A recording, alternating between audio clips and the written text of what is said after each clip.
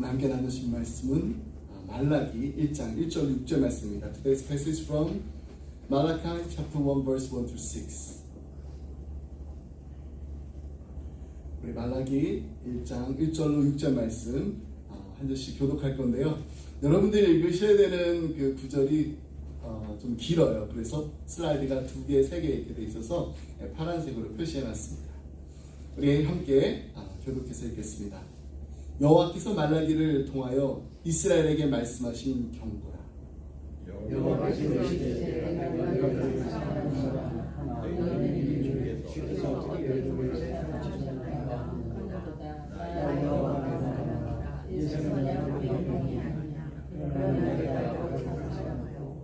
에서는 미워하였으며 그의 산들을 황폐하게 하였고 그의 산업을 광야의 이리들에게 넘겼느니라.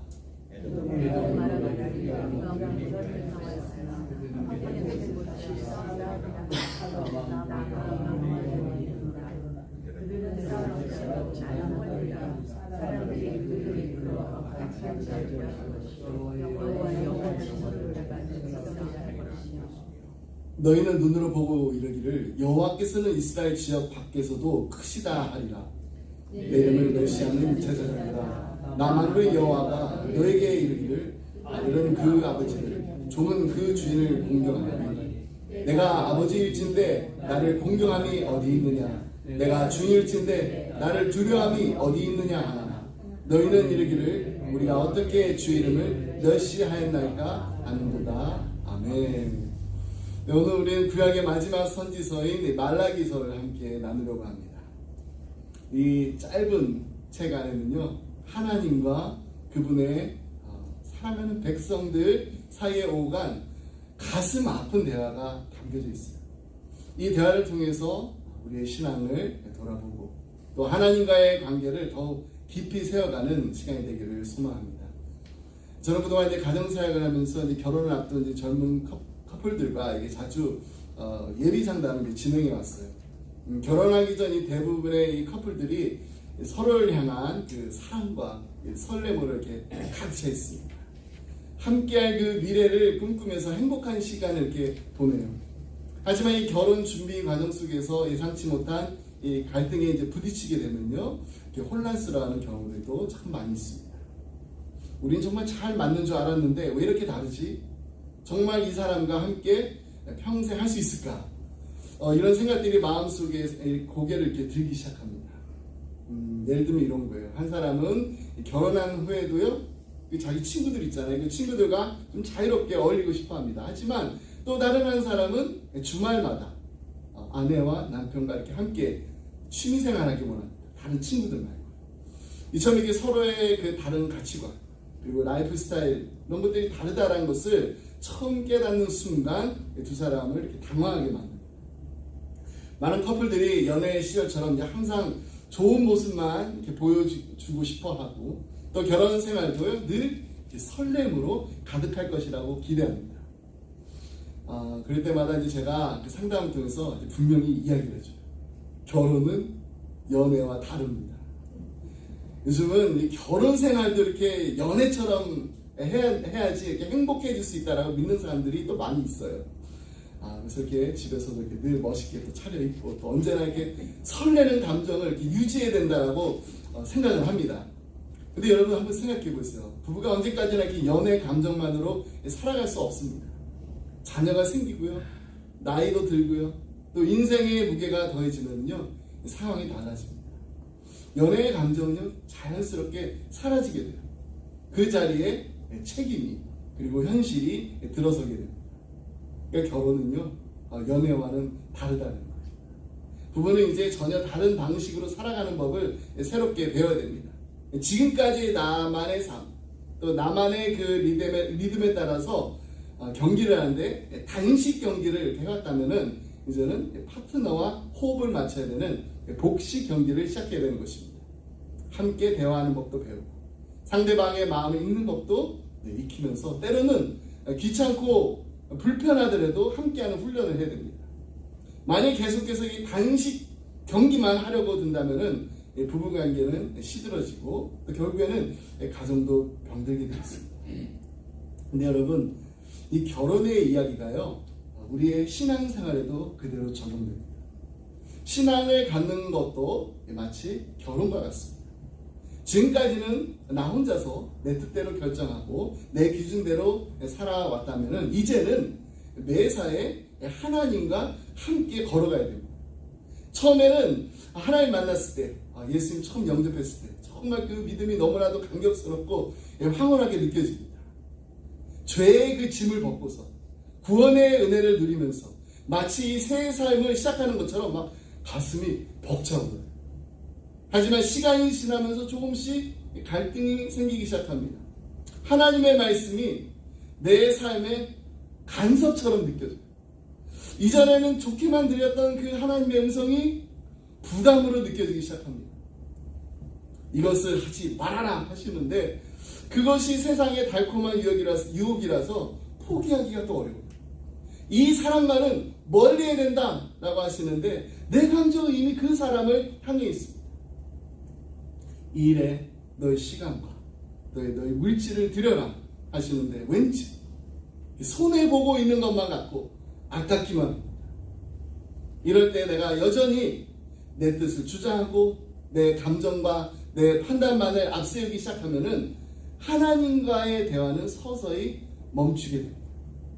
그러면서 이 신앙은 점점 무미건조해지고 결국에는 그냥 일주일에 한 번 예배당에 나오는 것만으로 만족하게 됩니다. 삶 속에는 하나님의 임재가 점점 희미해져 가는 것입니다. 그 결과 생명력이 없는 신앙, 그냥 형식만 남은 신앙, 결국은 병들어 죽어버린 신앙이 되어버리고 마는 거예요. 말라기서는 바로 그런 병든 신앙에 빠진 하나님의 백성을 향한 하나님의 준엄한 경고이자 동시에 간절한 사랑의 호소입니다. 말라기서는 구약의 마지막 선지서입니다. 말라기라는 이름은 나의 사자라는 뜻을 가지고 있습니다. 이것은 장차 오실 예수 그리스도를 예표하는 이름이기도 합니다. 왜냐하면 오직 예수님만이 하나님으로부터 정권을 위헌받아서 모든 일을 독자적으로 결정하고 이루실 수 있는 권세를 가지신 분이기 때문입니다. 말라기 선지자는 이러한 하나님의 권위를 바탕으로 해서 형식적이고 또 무성의한 예루살렘 제사장들의 그 예배를 아주 강하게 책망합니다.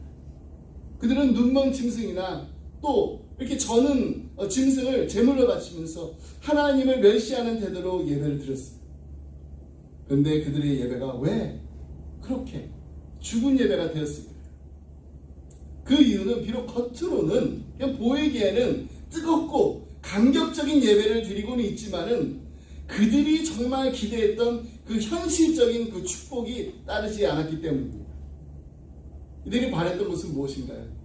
바벨론 포로에서 귀환하면서 곧바로 메시아 왕국이 임하고 세상의 부와 영광이 자기들에게 돌아올 것이라고 생각했습니다. 하지만 현실은 너무나도 달랐습니다. 성전은 재건됐어요. 하지만 경제적으로는 여전히 궁핍했고 주변 이방 민족의 위협은 여전했습니다. 기대했던 영광스러운 하나님의 나라는 아직 오지 않았어요. 그 실망은 곧 불평이 되었고 원망으로 바뀌었습니다. 그렇게 그들의 열정은 식었고 결국 예배는 드리긴 드려요. 하지만 형식만 남은 껍데기가 되어버린 것입니다. 여러분, 이 말라기의 외침은 단지 그냥 과거 이스라엘 백성만을 향한 것이 아닙니다. 오늘을 살아가는 우리에게도 똑같이 주어지는 경고입니다. 회복으로의 부르심입니다. 우리도 한때는 뜨거운 마음으로 예배를 드렸습니다. 말씀대로 살기 위해서 말씀 붙잡고 말씀과 실험하면서 얼마나 우리가 애썼는지 모릅니다. 그러나 기도해도 응답이 없는 것 같고 열심히 봉사해도 나의 삶의 형편이 나아지지 않는 것처럼 느껴질 때가 있습니다. 잠시 고난은 참겠지만 이 고난이 점점 길어지고 또 기대했던 결과가 보이지 않으니까 우리 점점 지치고 낙심하면서 하나님과의 관계를 소홀히 하게 됐습니다. 그러다 보니까 우리도 모르게 그냥 형식적인 신앙에 익숙해져 버리고 만 것입니다. 그런 우리에게 말라기는 외칩니다. 하나님의 사자가 반드시 이 성전에 임하실 것이다. 그 날이 이르기 전에 바른 예배와 정결한 삶을 회복하라. 이 외침은 오늘 우리 각자에게 향한 하나님의 음성입니다. 말라기서는 일관되게 우리에게 말하고 있어요. 하나님을 향한 거룩한 열정을 회복하라. 우리는 하나님과의 그 첫사랑을 회복해야 돼요. 하나님을 처음 만났을 때 그 감격, 그 뜨거움, 그 헌신을 다시 떠올려야 됩니다. 더 이상 그냥 우리 형식적으로 신앙생활 할 수가 없습니다. 세상이 정말 흔들릴수록 우리의 신앙은 더 살아 있어야 됩니다. 하나님을 향한 그 사랑은 더욱더 깊어져야 됩니다. 오늘 우리가 함께 읽은 말씀 말라기 1장 2절 말씀 우리 함께 보겠습니다. 여호와께서 이르시되 내가 너희를 사랑하였노라 하나 너희는 이르기를 주께서 어떻게 우리를 사랑하셨나이까 하는도다. 나 여호와가 말하노라 에서는 야곱의 형이 아니냐 그러나 내가 야곱을 사랑하였고. 이 구절은요 우리에게 무엇을 말해주고 있습니까? 하나님과 유다 백성들 사이에 정말 깊은 생각의 차이가 있었다는 것을 우리가 이 말씀을 통해서 발견할 수가 있어요. 하나님 분명히 말씀하세요. 내가 너희를 사랑하였노라. 이렇게 분명히 말씀하고 계시는데 백성들은 주께서 어떻게 우리를 사랑하셨나이까? 이렇게 반문하고 있습니다. 그들은 고난으로 가득한 그 현실을 바라보면서 하나님의 사랑을 의심했던 거예요. 원망하고 있었습니다. 왜 그랬을까요?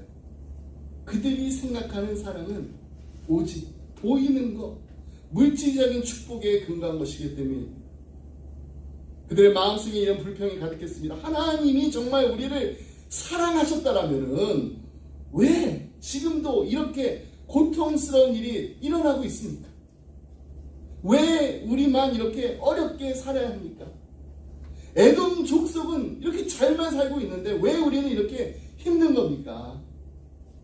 유다 백성들이 기대했던 사랑과 하나님께서 말씀하신 그 사랑은요 전혀 다른 종류의 사랑이었습니다. 그들은 하나님의 사랑 그냥 오직 그냥 외적인 기준, 집이 얼마나 넓어졌는가, 재산이 얼마나 늘어났는가, 삶이 얼마나 편안해졌는가, 이거로만 판단했습니다. 그러나 하나님의 사랑은 그런 것이 아니었어요. 하나님이 말씀하시는 그 사랑의 본질은 점점 더 하나님을 알아가고 하나님과 모든 사람을 함께 나누는 관계에 있었습니다. 결혼 생활을 다시 한번 생각해 보겠습니다. 여러분, 결혼이 정말 행복한 이유가 단지 돈이 많아서일까요? 아닙니다. 서로를 정말 깊이 이해하고 신뢰하고 또 기쁠 때나 슬플 때나 삶의 모든 순간을 함께 나눌 수 있기 때문에 결혼 생활이 행복한 것입니다. 마찬가지로 우리의 그 신앙생활의 진정한 기쁨도 또 물질적인 풍요나 편안한 현실에만 있는 것이 아닙니다. 무엇보다도 하나님과의 그 친밀한 관계를 맺고 하나님과 동행하면서 하나님과 모든 일을 함께 이루어 나가는 그 삶 속에 참된 기쁨이 있습니다. 그렇다면 우리는 어떻게 보이지 않는 하나님과 함께 살아갈 수 있을까요? 바로 우리가 말씀을 늘 묵상해요. 기도하는 것입니다. 하나님께 매사에 묻는 삶을 통해서 가능합니다. 그렇게 하나님을 날마다 매 순간마다 의식하고 하나님과 협력하며 살아가는 사람일수록 하나님의 사랑을 더 깊이 더 분명히 느낄 수가 있습니다. 하나님 지금도 말씀하십니다. 내가 너희를 사랑하였다. 내가 너희를 사랑한다. 내가 너희를 사랑할 것이다. 그 사랑은요 그냥 어떤 감정적인 위로가 아닙니다. 우리를 하나님의 뜻 안에서 동행의 자리로 초대하는 사랑입니다. 하나님 유다 백성을 향한 그 사랑의 성격을 야곱과 에서의 이야기로 이렇게 설명하십니다. 이는 야곱에서는요 쌍둥이 형제였습니다. 하지만 하나님은 그들이 태어나기도 전에 야곱을 사랑하기로 작정하셨다고 했습니다. 야곱이 너무나도 보기에 잘 될 것 같아서요? 아닙니다. 야곱도요 사기꾼 기질이 다분했고 물론 에서 문제가 참 많았습니다. 둘 다 보면은 사랑받을 아무런 가치가 없는 사람들이었습니다. 그럼에도 불구하고 하나님은 아무 조건도 없이 야곱을 택하셨어요. 하나님의 선택에는요 3가지 사실을 포함하고 있습니다. 첫 번째, 하나님은 전혀 택할 가치가 없는 우리를 택하셨습니다. 우리는요 원래 하나님의 원수였어요. 그런데도 하나님은 우리를 택하시고 사랑해 주셨습니다. 그 놀라운 사랑을 우리가 생각할 때 우리는 하나님께 아무것도 요구할 수가 없어요. 그냥 오직 우리가 할 수 있는 것은 하나님을 찬양하고 감사할 수밖에 없습니다.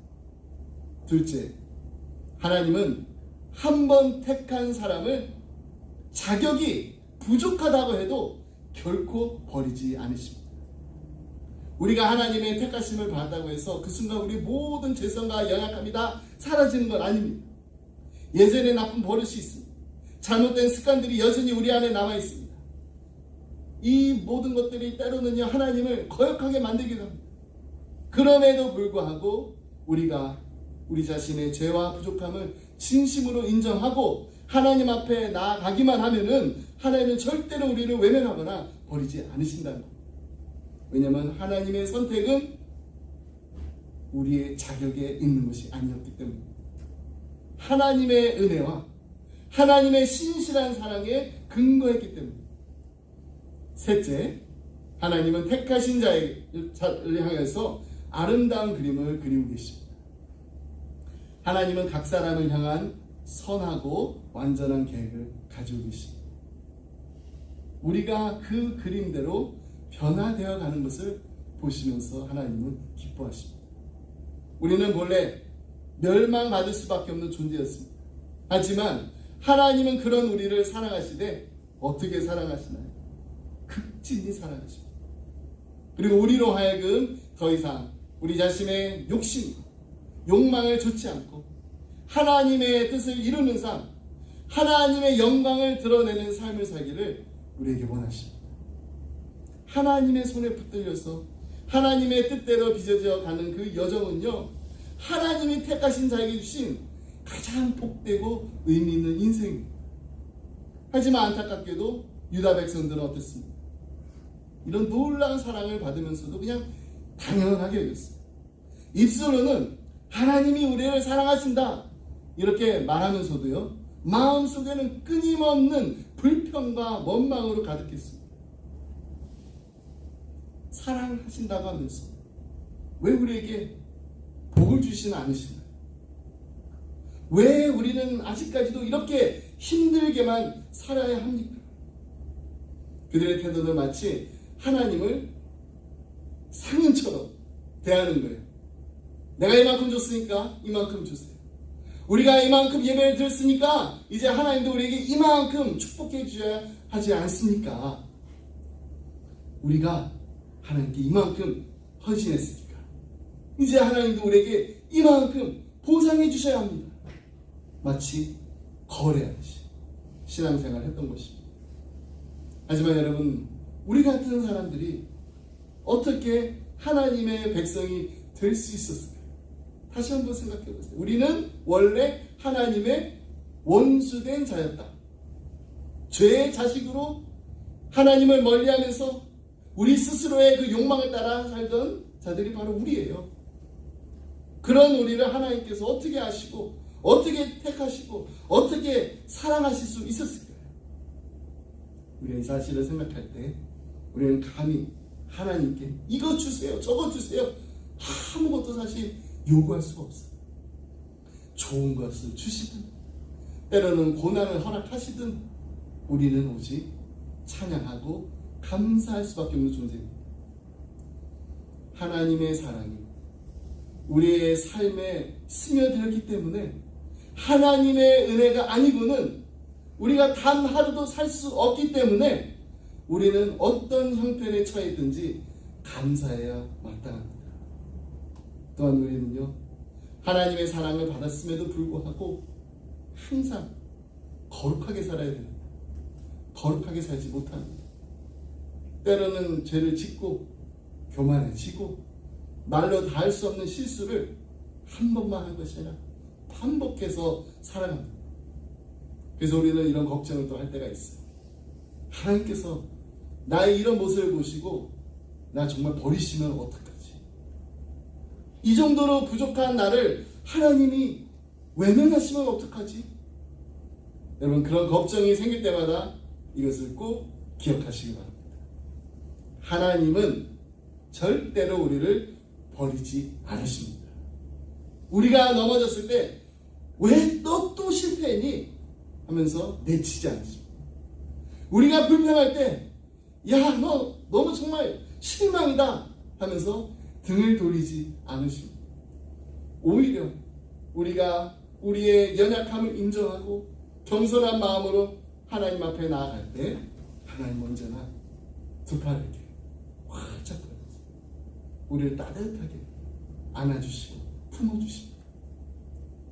우리가 정말 만사 형통하고 모든 일이 다 잘 될 때만 하나님께서 함께 하시는 것이 아니라는 것을 잊지 말고 기억해야 합니다.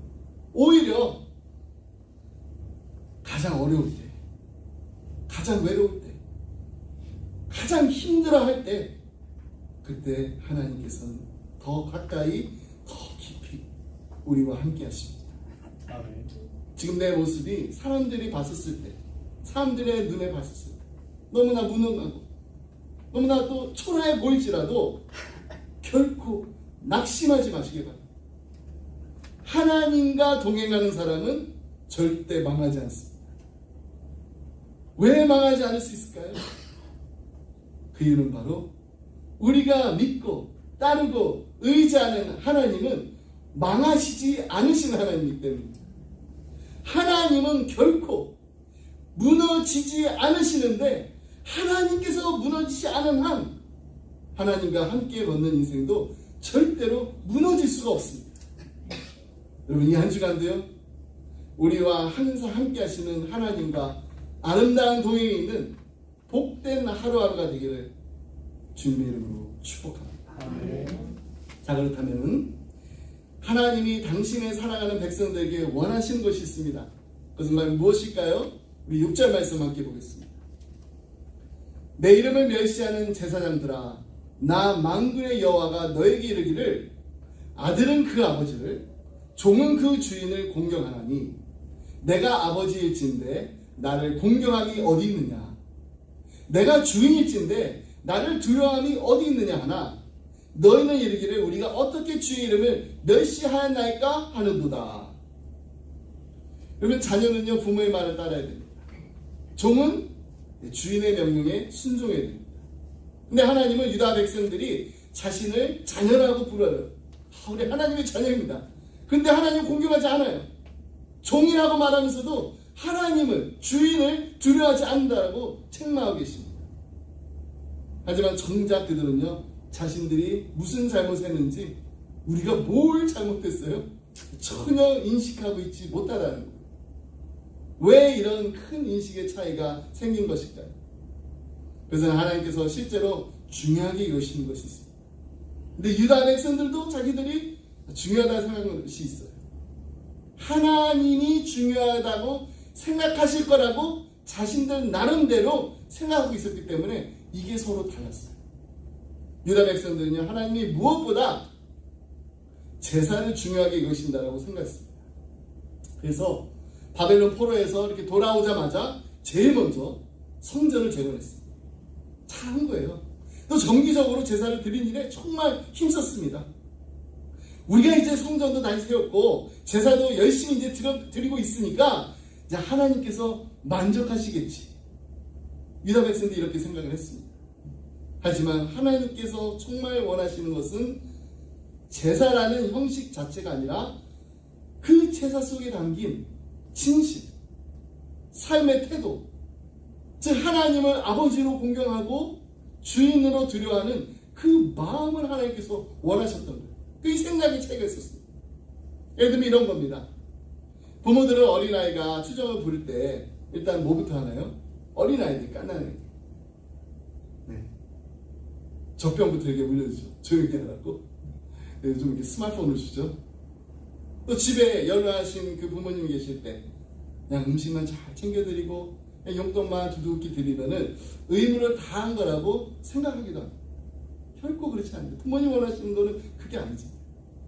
유다 백성들이 하나님을 바로 그렇게 대했다는 거예요.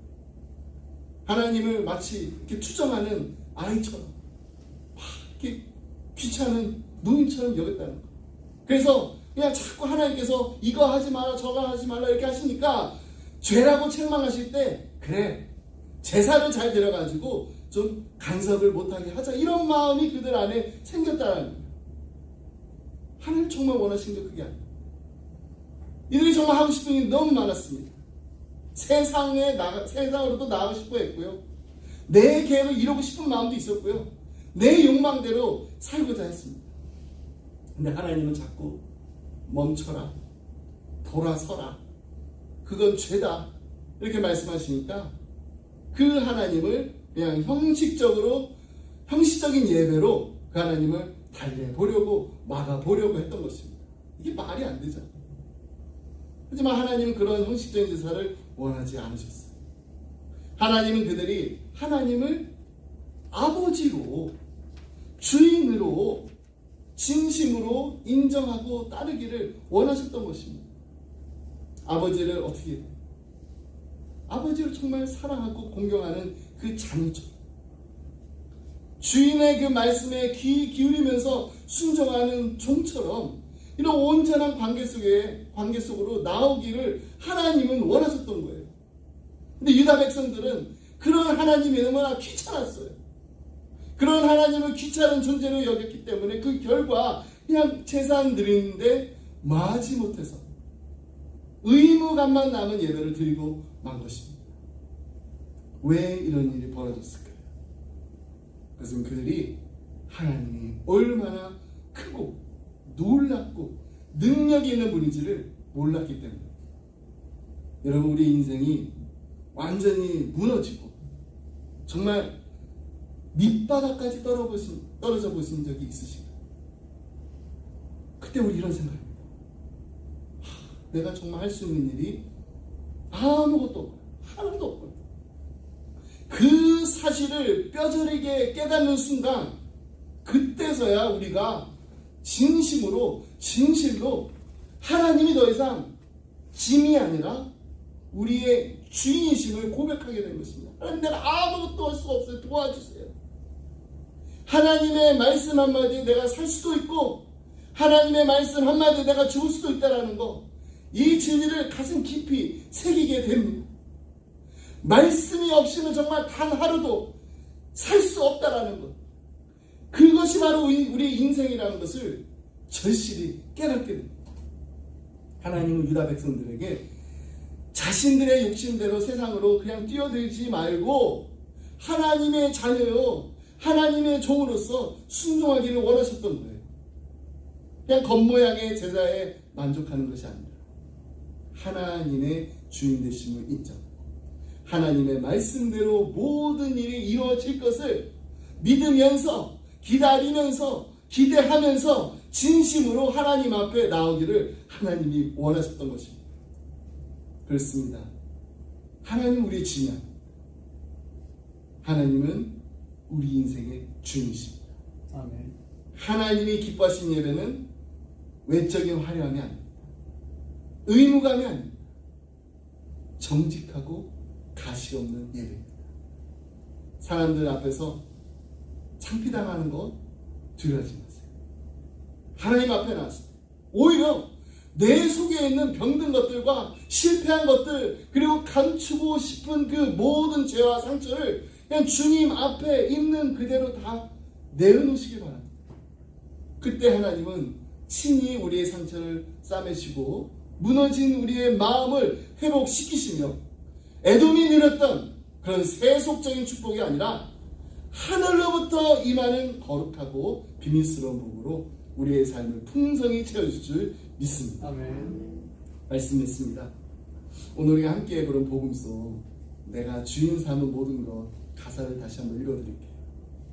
내가 주인 삼은 모든 것 내려놓고 내 주 대신 주 앞에 나가 내가 사랑했던 모든 것 내려놓고 주님만 사랑.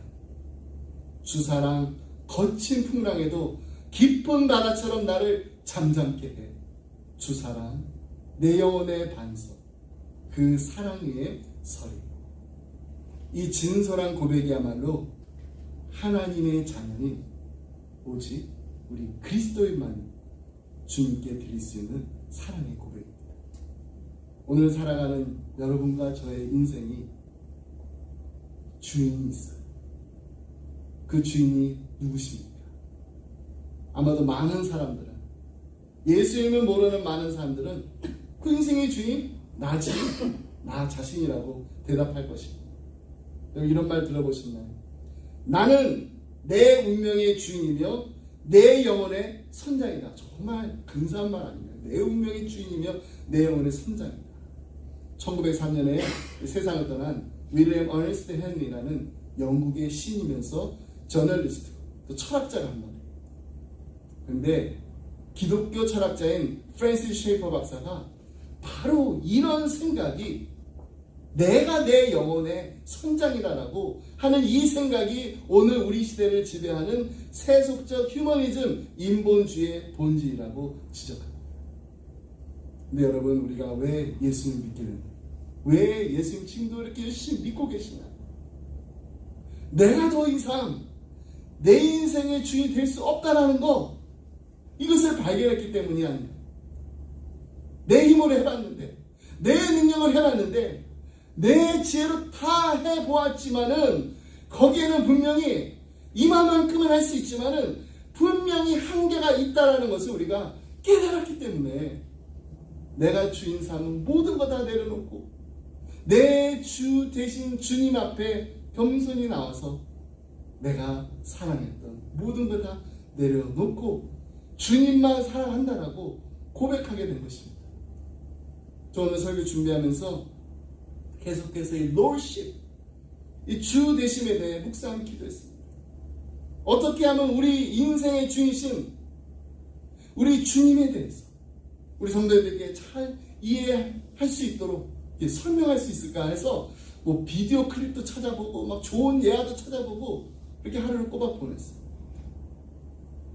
그러던 중에 예전에 제가 저희 아들과 이야기했던 게 생각이 납니다. 그때 금요일 저녁이었어요. 막내 아들 연찬이하고 대화를 나눌 기회가 있었는데, 연찬아, 아빠가 이 롤십에 대해서 설교 준비하고 있는데 좀 도와줄래? 그랬더니 네, 도와줄 수 있다고 해요. 연찬이가 바로 오케이! 그러고 대답을 했습니다. 제가 이렇게 질문했습니다. 자, 일단 Who is your Lord? 그랬더니 연찬이가 God이라고 대답합니다. 여러분께 똑같은 질문을 드리겠습니다. Who is your Lord? 여러분의 주님은 누구십니까? 하나님이십니다. 그래서 제가 또 이렇게 물었어요. What makes you say that? 그랬더니 연찬이가 주저함 없이 아주 당당하게 이렇게 대답합니다.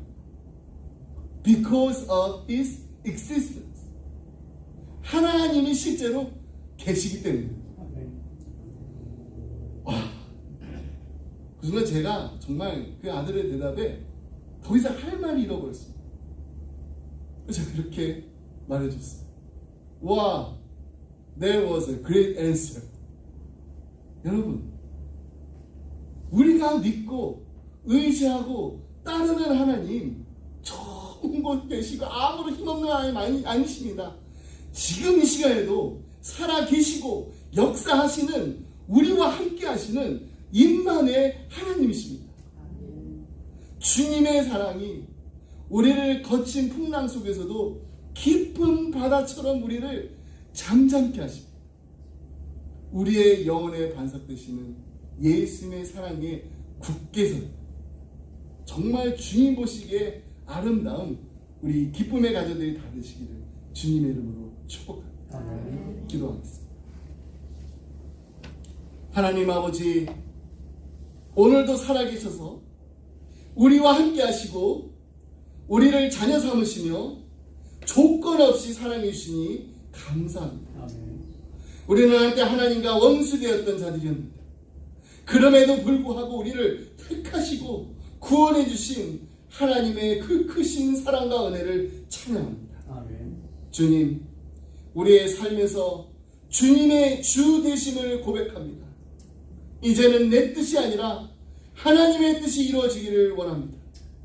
우리 안에 있는 모든 우상을 다 내려놓고 주님만을 사랑하며 주님만을 따르게 하여 주옵소서. 아멘. 주님 사랑하는 우리 자녀들 위해서 기도합니다. 이 아이들이 어릴 때부터 하나님을 알고 하나님을 사랑하며 하나님의 뜻을 따라 살아가게 하여 주옵소서. 세상이 아닌 하나님을 인생의 주인으로 모시고 진리 위에 굳게 서는 믿음의 세대로 자라가게 하여 주옵소서. 아멘. 공부할 때도 친구들을 만나서 사귈 때도 늘 성령님의 음성을 듣게 하시고 예수님의 손을 꼭 붙잡고 바른 길로 걷게 하여 주옵소서. 우리의 가정이 하나님의 말씀에 굳건하게 세워지게 하시고 주님의 주되심을 기뻐하며 살아가는 기쁨의 가정들이 다 되게 하여 주옵소서. 아멘. 이 모든 말씀 우리 주 예수 그리스도 이름으로 기도드립니다. 아멘. 아멘. 우리 다 같이 일어나서 함께 주기도 말씀 드리겠습니다.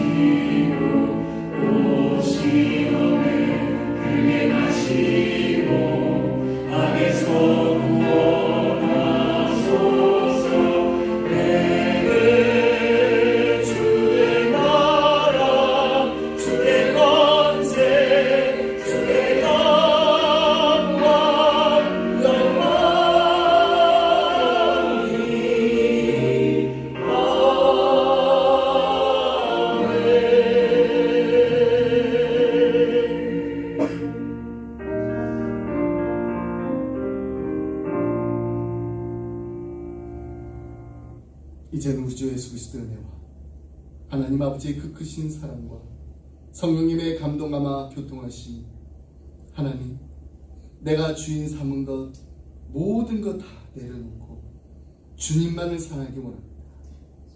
우리 인생의 모든 것을 주관하시는 하나님이 우리 영혼의 반석이 되어 주시옵소서. 아멘. 간절한 마음으로 기도하며 주님만 바라보며 주님만 의지하는 사랑하는 성도님들과 가정과 성도들, 주님의 몸된 교회 위에 지금부터 영까지 함께 하시길 간절히 축원하옵나이다. 아멘. 아멘.